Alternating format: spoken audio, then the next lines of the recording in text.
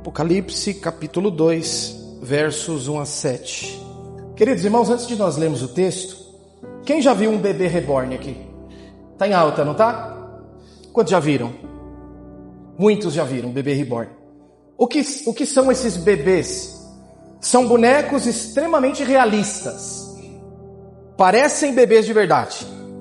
São detalhados iguais bebês, pesam como bebês, têm cheiro de bebê, textura, aparência. As pessoas até os tratam como se bebê fossem, porém não tem vida. O bebê reborn tem todas as características de um bebê normal, de um bebê ser humano, mas ele não tem vida. E o Senhor me fez entender por esses dias que existem igrejas e crentes que se tornam como um bebê reborn. Parecem vivos, mas não têm vida.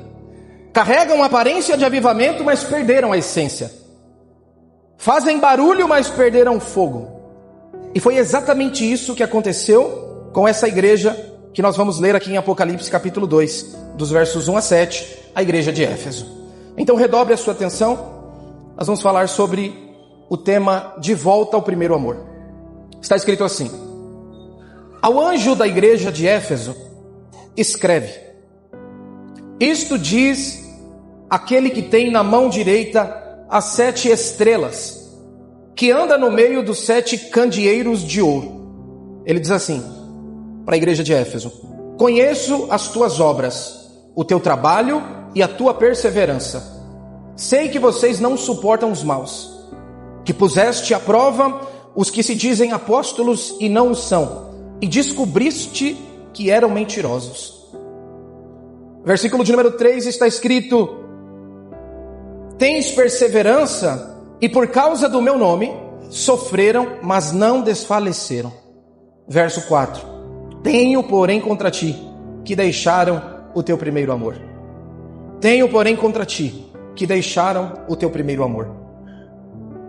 Lembra-te de onde caíste, arrepende-te e pratica as primeiras obras, porque se não se arrependeres, brevemente virei a ti e removerei do teu lugar o teu candeeiro, se você não se arrepender.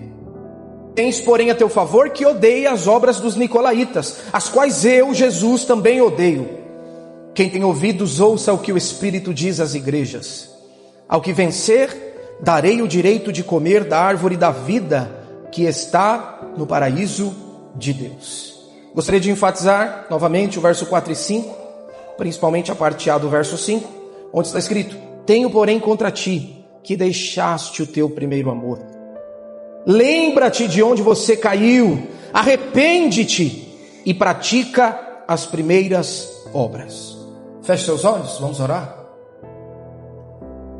Pai, em nome de Jesus Cristo, teu Filho amado, nós lemos agora uma pequena porção da tua palavra.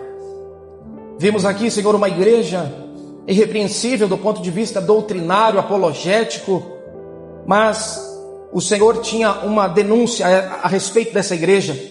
Era uma igreja que perdeu o primeiro amor. E eu quero orar nessa noite, Senhor, para que o nosso louvor não sejam apenas canções vazias, que a nossa adoração não seja, Senhor, mentirosa, mecânica, que não haja uma fé fingida em nosso meio, e que nessa noite, mediante a palavra pregada, que possa haver uma autoanálise a respeito do que tem nos mantido de pé na tua presença, Senhor. Pai querido, que o Senhor possa restaurar o fervor espiritual, que possa haver um autoexame, e assim como o Senhor disse à igreja de Éfeso, que possamos, Senhor, lembrar-nos de onde nós caímos, arrependermos-nos, Senhor, e voltarmos às práticas das primeiras obras, quando na nossa vida nós tínhamos, Senhor, um amor maior por Ti, pela Tua presença e por tudo que diz respeito ao Reino. Então que nessa noite a Tua palavra encontre guarida em nossos corações, que ela transforme o nosso ser, e que o Senhor seja glorificado. É o que nós te pedimos nessa noite e te agradecemos, em nome de Jesus. Você que concorda, diga amém. Glória a Deus. Queridos irmãos e irmãs, eu prometo ser bem sucinto naquilo que tenho para pregar ao coração da igreja. Contudo, eu peço aos irmãos e irmãs que redobrem a atenção, por gentileza. Amados, o livro de Apocalipse é um dos livros mais difíceis de toda a Bíblia. E essa dificuldade de compreensão do livro de Apocalipse se dá pelo fato de que este livro é composto de 3 tipos de gêneros literários diferentes. O livro do Apocalipse é composto por literatura epistolar, profética e apocalíptica. É um livro repleto de simbolismos e figuras. E em virtude disso, nós temos, para corroborar a ideia da dificuldade de compreensão do livro do Apocalipse, 4 escolas de pensamento que interpretam diferentemente uns dos outros o livro do Apocalipse. Para que você saiba, a título de curiosidade, nós temos a escola preterista, idealista, historicista e futurista. São 4 formas diferentes de ler, interpretar e aplicar o livro do Apocalipse.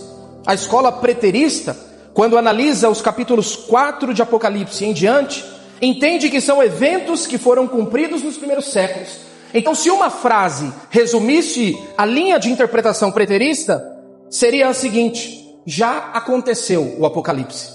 Mas nós temos uma segunda linha de interpretação, que é a historicista, e a historicista entende que, do capítulo 4 em diante do Apocalipse, tudo aquilo que é revelado a João são coisas que aconteceram ao longo da história.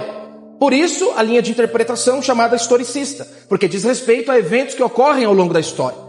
Temos a terceira, que é a idealista, e a idealista ela tem um entendimento de que o Apocalipse diz respeito a conflitos espirituais atemporais. Então é uma linguagem extremamente simbólica e figurativa, que não diz respeito a questões que vão acontecer, mas apenas representa conflitos espirituais. É a ideia idealista, um ideal. E por fim, nós temos a escola de entendimento chamada futurista, que se fosse resumir em uma frase seria: esses eventos vão acontecer. O futurista entende que Apocalipse 4-19 diz respeito a coisas que irão acontecer. E diga-se de passagem, coisas terríveis, em ocasião da grande tribulação, que será um momento terrível que virá sobre a terra. Para que você saiba, dessas 4 linhas de interpretação, a que é mais aceita é a futurista, que é inclusive a que você acredita. Talvez não tenha parado para pensar sobre isso, mas eu tenho plena convicção de que quando você lê o Apocalipse, você entende que são coisas que irão acontecer no futuro. Por mais que você não se assuma, você é um futurista. É a linha de interpretação que a maioria das pessoas compreendem como aquela que é mais fiel ao que foi revelado a João. Mas o interessante é que, embora essas 4 linhas de interpretação tenham pensamentos diferentes a respeito dos capítulos 4 em diante, eles concordam em 3 coisas. Em primeiro lugar, concordam que as 7 igrejas eram igrejas reais. Porque esse livro, Apocalipse, ele foi escrito para 7 igrejas da Ásia Menor. Então eles concordam que essas 7 igrejas realmente eram igrejas reais, localizadas na Ásia Menor, nos dias de João. O segundo ponto que eles concordam é que essas cartas são mensagens reais de Cristo para essas igrejas. Cartas que realmente foram enviadas por Jesus. E por fim, concordam também, em terceiro lugar, que os ensinamentos dessa carta do Apocalipse são espiritualmente relevantes para todas as épocas da igreja. Toda igreja, ao longo da história do cristianismo, pode se apropriar do texto de Apocalipse para ser edificado, confrontado, consolidado e também abençoado. Pois bem, meus irmãos, tendo dito isso a título de introdução, é importante se dizer também que o livro do Apocalipse diz respeito a uma revelação que é dada a João quando ele está exilado na ilha de Patmos. No capítulo 1 do Apocalipse, nós temos o Cristo glorificado que se revela a João. Então trata-se de uma revelação. A palavra Apocalipse é uma palavra grega, apocalipsis, que significa revelação. Então ela carrega o nome daquilo que aconteceu com João quando ele estava na ilha de Patmos. Cristo se revela a ele e diz: escreve aquilo que eu vou mostrar para você. E aí no capítulo 2 e 3, o que nós temos são as 7 cartas que foram enviadas para as igrejas da Ásia Menor. Éfeso, Esmirna, Pérgamo, Sardes, Tiatira, Laodiceia e também a igreja da Filadélfia. E todas essas 7 cartas do capítulo 2 e 3, elas têm características em comum. Se você for observar, lendo o capítulo 2, vai notar que todas essas 7 cartas, elas começam com uma descrição de quem Jesus é, depois ela traz elogios a respeito daquela igreja, na sequência Jesus traz uma acusação, depois ele exorta e traz uma promessa. Essas são características presentes nas 7 igrejas que são endereçadas essas cartas. Nesse texto que nós lemos, por exemplo, Jesus se apresenta como aquele que tem autoridade. E aí depois ele elogia as boas obras, perseverança e firmeza doutrinária da igreja de Éfeso. Só que na sequência ele faz uma acusação. Qual? Vocês perderam o primeiro amor. Mas depois de fazer essa acusação, Jesus, com muita misericórdia e graça, exorta a igreja dizendo: arrependam-se, pratiquem as primeiras obras. E ele traz uma promessa: se vocês fizerem isso, vocês partilharão da árvore da vida. Então, só para que você entenda, essa é a estrutura que João utiliza ao mandar as cartas para as 7 igrejas da Ásia Menor. E a primeira carta que João manda, enviada por Jesus Cristo, é a essa igreja, a igreja de Éfeso. A igreja de Éfeso está situada evidentemente na cidade de Éfeso, que é a mais próxima da ilha de Pátimos. Era um grande centro comercial e uma importante cidade portuária e religiosa. A cidade de Éfeso contava com uma construção muito importante, que era o grande templo de Diana, uma das 7 maravilhas do mundo antigo. Havia a adoração a Diana, e a adoração a ela, conforme Atos 19 e 20, era a imoralidade religiosa em seu pior aspecto. E essa igreja, a igreja de Éfeso, é uma igreja que é referência, queridos irmãos, porque ela foi nascida debaixo do poder apostólico. Ela foi plantada e iniciada por Áquila e Priscila, foi consolidada pelo apóstolo Paulo, que ensinou por 3 anos lá, foi pastoreada por Timóteo e depois foi assistida pelo apóstolo João. Presta atenção nisso. Olha quem foi que fundou, quem foi que pastoreou e quem foi que cuidou dessa igreja. Áquila e Priscila, o apóstolo Paulo, Timóteo e o apóstolo João. E mesmo essa igreja, contando com essa liderança robusta, com esses homens de Deus, poderosos em palavras e obras, Jesus olha para eles e diz: tenho, porém, contra vocês, que vocês deixaram o primeiro amor. O que eu aprendo aqui, que me intriga, é o fato de que contar com a melhor liderança possível não significa nada. Uma igreja que é pastoreada por Paulo, uma igreja que é pastoreada por Timóteo, pelo apóstolo João, e mesmo assim perdeu o seu amor. Significa que você pode ter o melhor pastor do Brasil, o mais santo, o mais inteligente, o mais piedoso, o que mais ora, o que mais é usado, mas se eu, individualmente, não tiver vida com Deus, eu posso congregar na melhor igreja do mundo. Eles eram pastoreados pelos melhores pastores e mesmo assim deixaram que o amor se esfriasse. Porque boas doutrinas não sustentam um coração frio. Ministérios fortes não substituem devoção real. Eles tinham uma boa teologia, bons líderes e bons começos, porém não mantiveram um coração apaixonado por Jesus. Eu imagino que muitos olhavam para a igreja de Éfeso e diziam: com Paulo, Timóteo e João na liderança, essa igreja nunca vai cair. Só que ela caiu no perigo mais sutil que uma igreja pode cair. Qual? O esfriamento do amor por Jesus. Tem igreja que a gente olha aí fora e diz assim: a igreja pastoreada por esse pastor deve ser uma igreja incrível, deve ser uma igreja excelente. Por quê? Porque o pastor é homem de Deus, porque ora, porque conhece Bíblia, porque jejua.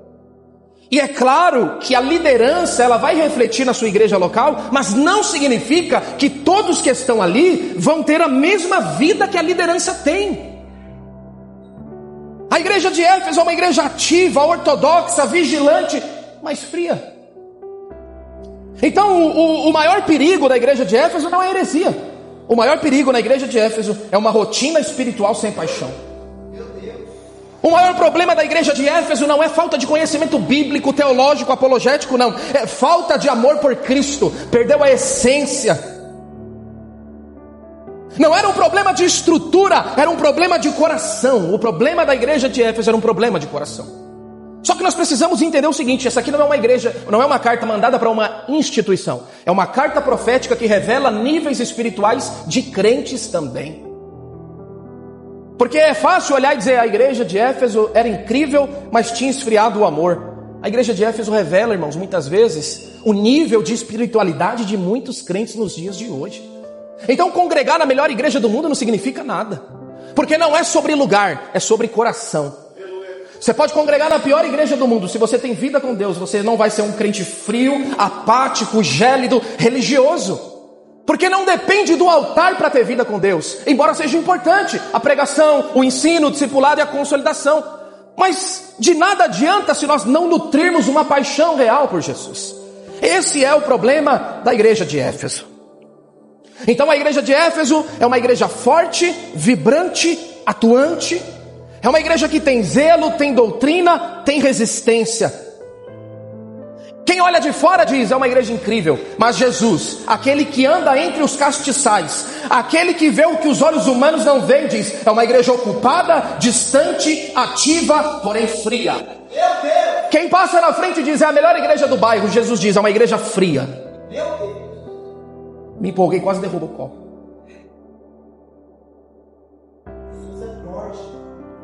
Mas é interessante porque Jesus começa elogiando as obras, elogia a perseverança, elogia a ortodoxia, mas depois vem a sentença, qual? Tenho, porém, contra ti, que deixaste o teu primeiro amor. Amados, muitas vezes nós mantemos uma aparência de fervor, mas por dentro nós não queimamos mais como antes. E esse texto é um alerta. É possível estar na igreja, fazendo a obra, e ainda assim estar longe do altar, da presença, do coração de Jesus. Então hoje, através dessa mensagem, o Espírito está nos chamando de volta à paixão, de volta ao altar, de volta ao primeiro amor. Esse texto não é apenas um diagnóstico, é uma chamada urgente para a igreja de hoje. Jesus está nos chamando para reavivar o fogo do primeiro amor. Então hoje, diante disso, eu quero compartilhar com vocês 4 verdades poderosas desse texto, que vão impactar a sua vida. A primeira verdade é, Jesus anda no meio da igreja e vê o que ninguém vê. A segunda verdade é que é possível trabalhar para Deus e ainda assim se afastar dele. A terceira é que o maior mandamento continua sendo amar a Deus acima de tudo. E a quarta, há uma recompensa eterna para quem vence a frieza espiritual. Então prepara o seu coração, prepara a sua mente, porque eu tenho expectativa que hoje o Espírito Santo vai acender-nos outra vez, para que nós retornemos ao primeiro amor. Então, em primeiro lugar, a primeira verdade que eu quero destacar, que está presente nesse texto, é que Jesus anda no meio da igreja. Se você observar o capítulo 2 e verso 1, está escrito assim: estas coisas diz aquele que anda no meio dos 7 castiçais de ouro. Jesus está presente em meio à sua igreja. Ele anda entre nós. Ele observa. Jesus vê o que ninguém vê. Jesus sabe onde o fogo apagou. Ele vê por trás da capa, por trás da liturgia, por trás do microfone. Jesus, ele olha para além daquilo que as pessoas podem ver. Eu posso muito bem estar aqui, irmãos, vestido de terno, gravata, pregando para vocês, mas só Jesus conhece o meu coração. Só Jesus conhece o coração de cada um que está aqui essa noite. Eu imagino que diante desse sermão, a pergunta que vai pairar é: o que te mantém na presença de Jesus? Por que você faz o que faz? O que te traz nessa noite a estar aqui? A igreja de Éfeso já havia perdido de vista há tempos o primeiro amor. Não é que perdeu. Reformulando, Jesus diz, deixou. Deixar deliberadamente. Perder você não percebe. Deixar é diferente. Tem gente que já deixou o primeiro amor faz tempo e nem percebeu. Porque a igreja de Éfeso acha que está indo bem, meus irmãos. É uma igreja ortodoxa, é uma igreja que é apologética, não dá espaço para falsos apóstolos. Mas Jesus é aquele que está andando no meio da igreja. Ele conhece as intenções, os bastidores, os pensamentos.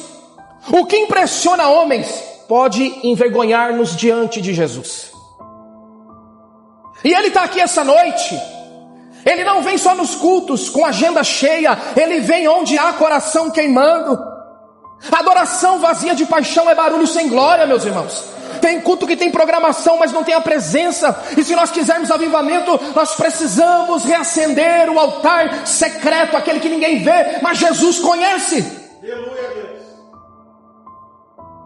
Aí a gente acha que engana Jesus, mas a gente não engana, meus irmãos. Enquanto todo mundo está dizendo é uma igreja excelente, Jesus está dizendo perdeu o primeiro amor. Oh glória, obrigado Maria.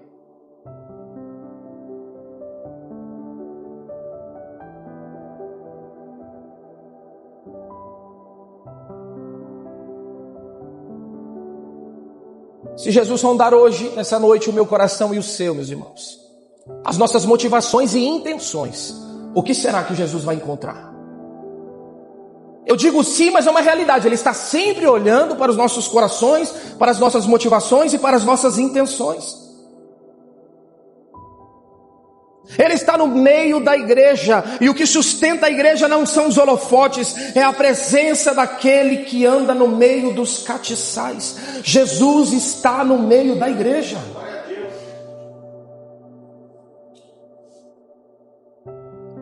E isso me faz entender algo muito interessante, irmãos.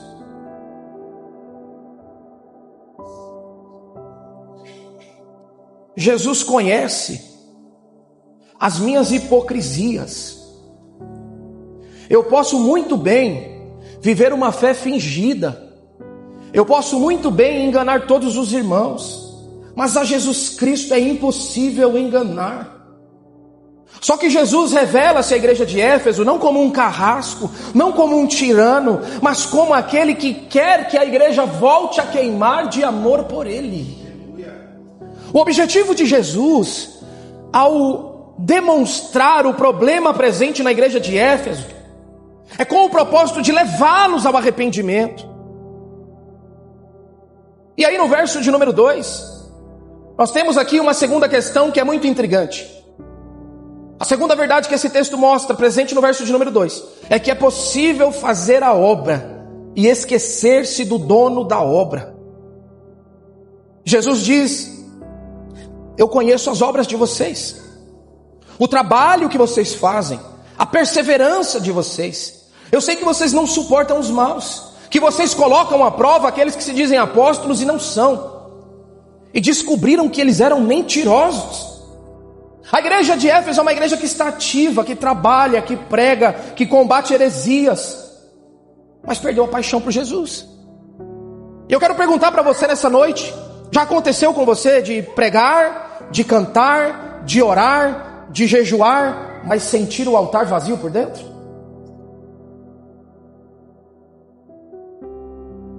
A obra sem amor vira rotina, serviço sem adoração vira fardo. É uma igreja que defende bem aquilo que crê, irmãos. Ali um falso apóstolo não se cria, porque é uma igreja que conhece a Bíblia muito bem. Conhece a Bíblia, conhece teologia, não vai ser enganada. Vai ser difícil enganar um crente da igreja de Éfeso. Só que Jesus está dizendo: eu prefiro 1000 vezes um crente que não tem tanto conhecimento bíblico e teológico do que um crente que tem a cabeça cheia de conhecimento e o coração vazio. Porque o conhecimento puro e simplesmente não vale de nada se não houver piedade, se não houver o coração em Cristo, se nós não amarmos a Jesus. Talvez enquanto eu estou falando isso você pense: ah, Kaique, mas eu não prego, eu não canto, eu nem sirvo na igreja. Não é sobre isso, irmãos. É sobre coração com Jesus. Porque você não canta, não prega, não serve na igreja, mas nós temos vida de oração, nós jejuamos, nós buscamos ao Senhor. E Deus, Ele não quer apenas o nosso serviço, irmãos. Mais do que isso, Ele quer o nosso coração. E vou falar algo aqui. Às vezes é melhor nem servir na igreja. Se for para servir com o coração distante de Jesus, não tem muita serventia para Jesus. Vai ajudar a igreja, mas o coração está distante. Ele prefere 1000 vezes alguém que não sirva, entenda isso, mas está com o coração nele, do que alguém que acha que Deus precisa de serviço. Ele não morreu na cruz para você servir a Ele. Ele morreu na cruz para que você glorificasse ao Pai, para que tivesse comunhão e intimidade com Ele. Esse é o principal motivo, meus irmãos. Muito mais interessado Ele está na comunhão e na intimidade do que naquilo que eu posso dar para Ele. O que eu posso dar para retribuir o que Ele fez por mim? Nada. Então Ele está dizendo o seguinte: não permita que o trabalho substitua a piedade. Mas aqui tem um detalhe interessante. Jesus valoriza o serviço que nós fazemos em favor do reino. Ele diz: parabéns, vocês estão fazendo, isso é bom. Só que eu não chamei vocês para o ministério, eu chamei para o relacionamento. Eu não chamei para o serviço, eu chamei para o relacionamento. Imagina você que é pai, se o seu filho não te ama, mas faz tudo aquilo que você pede. Leva o lixo para fora, lava a louça, guarda, estende a roupa, pega, Imagina, minha irmã, a senhora que é mãe, se o Rodrigo fizesse tudo que a senhora manda, mas não te amasse. Não teria muito valor. Às vezes é melhor ter um filho que não faz tanta coisa, mas que ama com paixão e com verdade. Porque é isso que é o problema da igreja de Éfeso. Está fazendo muito, mas está amando pouco. Entenda, essa pregação não é para diminuir o serviço. Essa pregação é para aumentar o amor. Não é para diminuir aquilo que você faz na igreja, é para aumentar o amor que nós devemos ter por Jesus. Então, entenda bem isso nessa noite. Jesus não está dizendo para você parar de orar, Ele não está dizendo para você parar de jejuar, não está dizendo para você parar de ler a Bíblia. Ele só está perguntando qual que é a motivação do seu coração em fazer essas coisas. Porque você vai se lembrar que quando nós nos convertemos, irmãos, a paixão da nossa existência, ela está envolvida com as coisas de Deus. Nós amávamos estar envolvidos com tudo aquilo que dizia respeito à igreja, a Cristo, e não queria fazer para ser visto. Fazíamos por amor ao Senhor Jesus Cristo, fazíamos por amor a Deus, por amor à sua obra. Só que aí, irmãos, a gente vai crescendo, vai amadurecendo, vai desenvolvendo, e o coração vai se esfriando. Por isso que palavras como essas são oportunas, porque igrejas como essa, que foram pastoreadas por Paulo, por João, por Timóteo, são igrejas que viram um ensino profundo, mas também viram piedade na vida desses homens. Copiaram a questão teológica, mas não copiaram a questão da ortopraxia, da vida com Deus. E aí esse é o problema. Você tem uma liderança, pastor Jonathan, homem de Deus, que ora, que busca, e nós devemos nos espelhar nas lideranças que nós temos, para procurar viver vidas semelhantes como essas. Às vezes é o pastor usado em profecia, diz, nossa, que bênção, é porque ele é pastor, né? Não, irmãos, é porque tem vida com Deus. E esse exemplo nós devemos nutrir no nosso coração. A igreja de Éfeso copiou muito bem o comportamento dos pastores que tiveram no que diz respeito à doutrina. Falsos apóstolos eram desmascarados, odiavam a heresia e a seita dos nicolaítas, só que perdeu o amor por Jesus Cristo. O problema é que o amor se esfriou. Essa é a terceira verdade desse texto que nós podemos observar. Verso de número 4. Tenho, porém, contra ti, que vocês deixaram o primeiro amor. Jesus não disse vocês perderam, ele diz vocês deixaram. Foi uma decisão, foi um abandono sutil, foi uma substituição imperceptível. E eu comecei falando sobre o bebê reborn e não foi por acaso. Eu gostaria aqui nessa terceira lição de fazer um rápido comparativo entre a igreja de Éfeso e o bebê reborn. Como assim? Se você observar, o bebê reborn, ele é bonito, é detalhado, mas não tem vida. Ele é lindo, ele assusta de tão real que é, mas continua sendo um boneco. Tem forma, mas não tem fôlego. A igreja de Éfeso tinha obra, tinha paciência, tinha doutrina sólida, mas não tinha vida no espírito. Você pode ter cargo, ministério, aparência de santidade, mas se não tem vida espiritual, é só um boneco religioso. Tem gente que parece que está cheia de Deus, mas está vazia como um boneco de vitrine, meus irmãos. O bebê reborn também é aquele que as pessoas carregam no braço, só que ele não tem nenhuma reação. Ele tem que ser carregado porque ele não anda, não fala, não reage. Assim é o crente que perdeu o primeiro amor. Ele é carregado pelos outros, tem que ser animado sempre, nada mais toca, nada mais move, está apático, sabe? Perdeu o interesse pelas coisas de Deus. A igreja de Éfeso fazia muito isso, só que fazia sem paixão. Tudo se tornou mecânico. Eu quero perguntar para você essa noite: você ainda reage à voz do Espírito, ou virou um crente sem alma, que é levado para o culto pela questão da agenda, da rotina, do mecanicismo? Bebê reborn espiritual, meu irmão.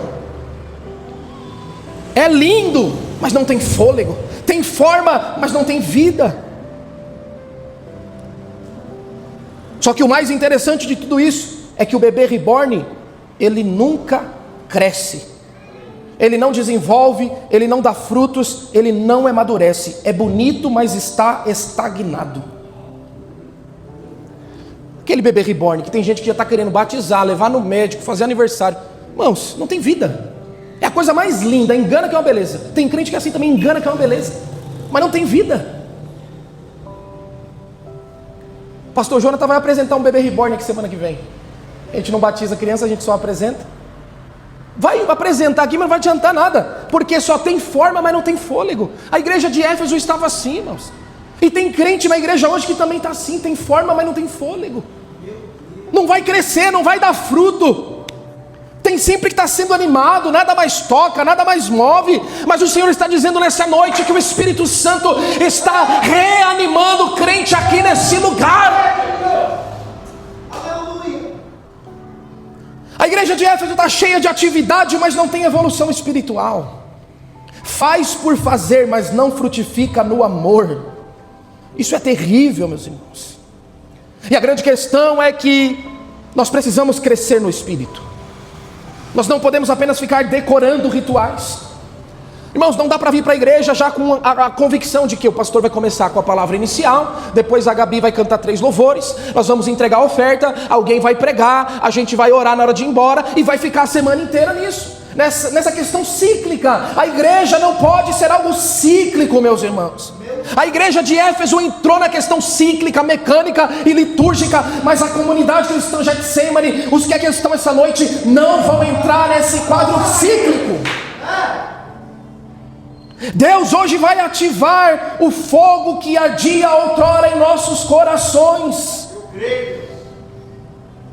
Ele vai restaurar a paixão do novo convertido em nós, irmãos. Aquele que não queria sair da igreja, que ganhava almas, que orava com fervor.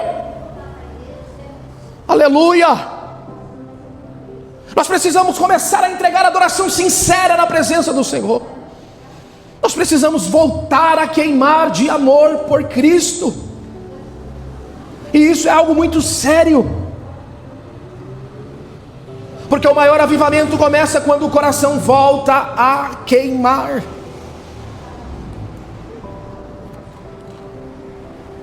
Quem está entendendo, diga amém.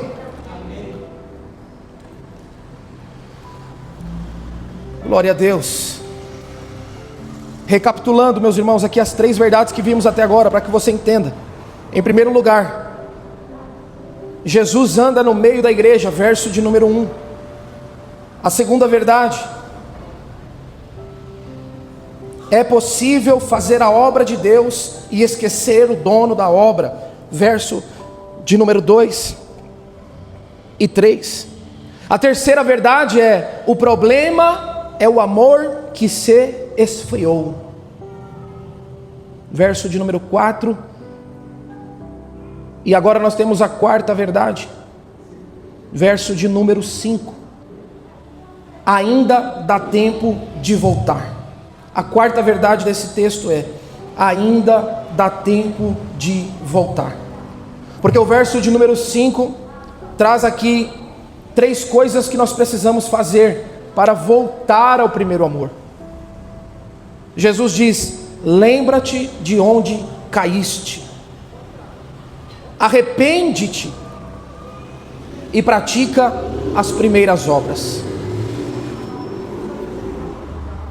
Aqui é muito interessante, porque Jesus Cristo, ele não só aponta o erro da igreja de Éfeso, mas ele oferece restauração. E o chamado de Jesus é claro. Em primeiro lugar, lembra do que, Kaique? Lembra do que você viveu com Deus. Lembra da sua melhor fase espiritual. Lembra do melhor momento espiritual da sua vida. Lembra disso. Traga à sua memória aquilo que traz a esperança. Lembra. Quando foi, meus irmãos? Quando foi o melhor momento que você viveu com Deus? Mas lembra também onde foi que você caiu. Caí que eu não caí em pecado, eu não cometi adultério, eu não roubei, eu não fiz nada. Mas não é sobre isso. Lembra em que momento da sua vida o seu coração começou a se esfriar. Lembra em que momento da sua vida as coisas de Deus passaram a ser comum, normal. Lembra em que momento da minha vida e da sua vida nós começamos a abandonar o devocional. Nós passamos a ler a Bíblia apenas no culto domingo, aquela porção que vai ser pregada. Lembra quando foi que as coisas do mundo passaram a ser mais atrativas do que as coisas de Deus? Lembra quando essa frieza espiritual, essa letargia que não te deixa mais ter prazer nas coisas de Deus, começou a tomar conta da tua alma. Lembra quando foi que você começou a ir para a igreja e ver problema em tudo? O problema é a pregação, o problema é o louvor, o problema é a igreja, o problema é o irmãozinho. Nunca o problema é interno, sempre é externo. Lembra quando foi que isso começou, irmãos? Porque se nós não identificarmos quando isso começou, nós não nos arrependeremos disso com o coração lançado na presença de Jesus, para que Ele restaure o nosso primeiro amor. Lembra quando foi que essas coisas começaram a acontecer? Lembra quando foi que se perdeu o vigor espiritual? Quando as lutas espirituais começaram a ser travadas? Quando Satanás começou a lançar setas e dardos e você começou a cair em pecados que você não mais cometia há tanto tempo atrás? Que você começou a relaxar na santidade, na vigilância e na prudência, e isso começou a contaminar a sua vida de oração, a sua vida devocional, e você está entregue à vida de pecados. É um alerta de Jesus essa noite, é uma fala profética de Jesus. Lembra-te de onde você caiu. Pelo amor de Deus, não se acostume com essa vida. O Espírito Santo está dizendo ao coração de alguém: não acostume-se com essa vida vazia. Não é normal.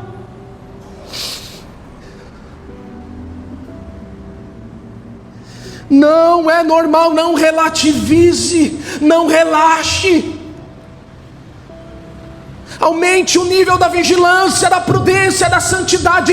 Lembra-te. Meu Deus,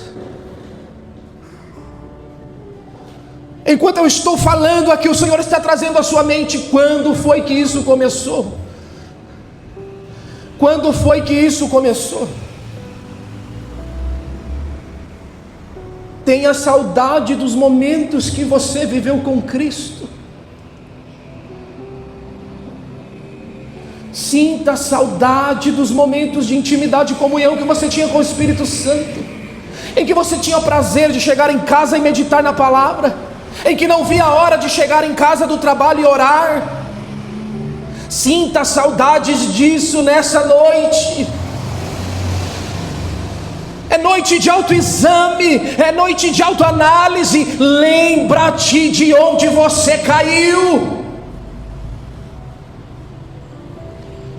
Mas aí o texto também diz: arrependa-se, reconheça onde começou esse quadro de esfriamento. Arrependa-se disso. Lance-se aos pés de Jesus. Lance-se aos pés de Jesus. E volte ao altar, volte à oração, volte a ter fome espiritual, volte a desejar a presença. Aleluia.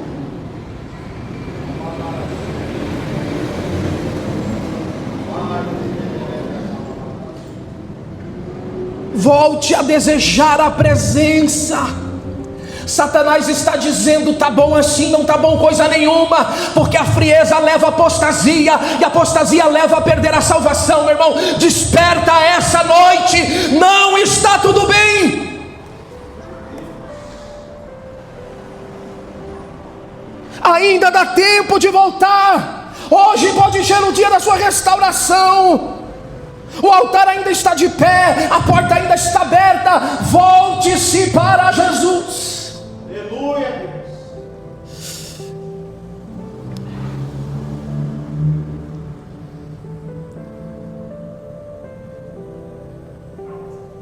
Se não te arrependeres, brevemente virei a ti e removerei do seu lugar o teu candeeiro, se você não se arrepender. É um alerta de Jesus para a igreja. Ainda dá tempo de voltar, meu irmão. Deus não desistiu de você, Ele está te chamando de volta. O seu ministério pode ter esfriado, mas o teu chamado ainda está de pé. Ele quer devolver a alegria da salvação, o gozo do Espírito, o fervor do altar. O bebê reborn nunca teve vida, mas você já teve, e Deus quer restaurar essa noite. Volte ao primeiro amor, reacenda o fogo, não se conforme com a aparência, clame por essência essa noite. Aleluia.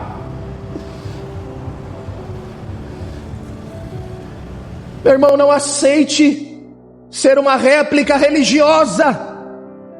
O Espírito Santo quer você vivo, cheio, apaixonado.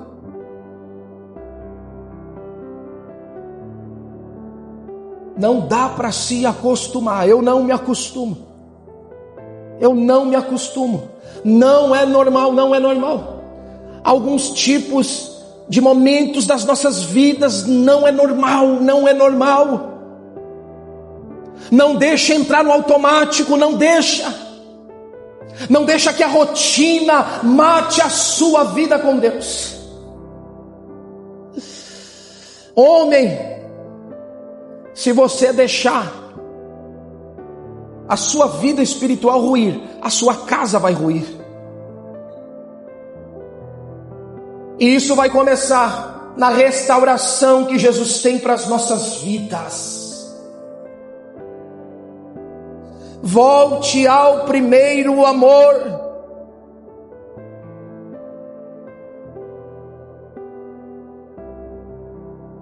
Lembra-te, arrependa-te e volte. Esses são os 3 verbos de Jesus para nós nessa noite. Lembra-te, arrependa-te e volte. É plenamente possível fazer as coisas para Deus sem contudo amar a Deus. E eu não quero ser achado nessa posição de alguém que serve sem coração, irmãos. Irmãos, mesmo que não tivesse mais ministério, não tivesse mais pregação, não tivesse mais louvor, não tivesse mais nada, o que te manteria de pé na presença de Jesus? Se você que canta não cantasse mais, se você que prega não pregasse mais, se você que serve não servisse mais, você continuaria amando a Deus? O que te move para preparar um sermão? O que te move para ministrar aqui na frente? O que te move para servir a igreja? O que te move para estar aqui num culto como esse? Se não for o amor por Deus, está errado. E Ele está dizendo essa noite: lembra-te, arrepende-te e volta. Quanto mais longe for, mais difícil fica para voltar. Mas nessa noite Ele está dizendo: lembra, arrepende e volta.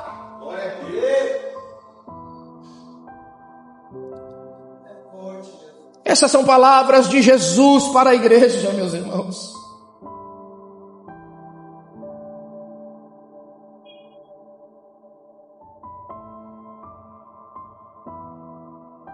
Que o nosso louvor não seja momento, lágrimas vazias, sem arrependimento, sem avivamento. Que os nossos momentos de oração não sejam um momento de ritualismo, de mecanicismo. Eu tenho que estar lá orando, eu tenho que bater o ponto. Não, troca o eu tenho que estar por o eu quero estar. Troque o eu tenho que ler a Bíblia pelo eu quero enxergar Deus na sua palavra. Troque o eu tenho que jejuar por eu quero estar mais perto e mais sensível ao Espírito amigo. Esta é uma palavra de exortação à igreja. O Senhor está nos chamando nessa noite a fazer isso. As palavras de Jesus, escritas por João à igreja de Éfeso, são mais atuais do que nós possamos pensar.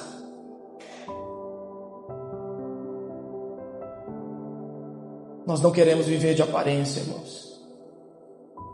Pouco importa o que as pessoas dizem ao nosso respeito, o que importa é o que Cristo diz.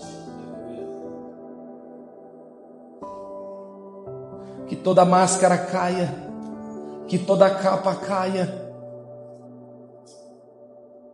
em nome de Jesus Cristo.